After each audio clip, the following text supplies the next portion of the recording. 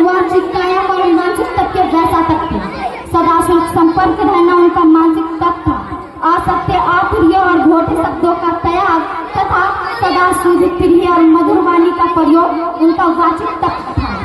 दूसरों की सहायता करना, समाज की सेवा करना और देश और जाति के लिए अपने शरीर पर होने वाले कष्टों की परवाह न करना उनका शारीरिक तप था।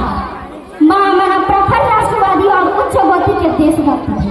वह जाति, भाषा, संप्रदाय और उच्च क्षेत्र के आधार पर मध्यवर्ती विदुराग को समाप्त कर देश को एक शक्तिशाली और संप्रभुत्व देश के रूप में देखना चाहते थे।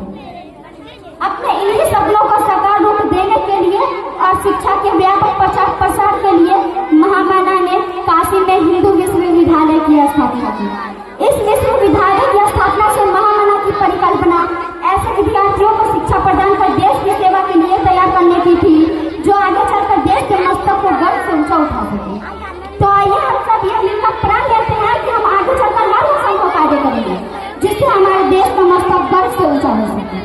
जय हिंद।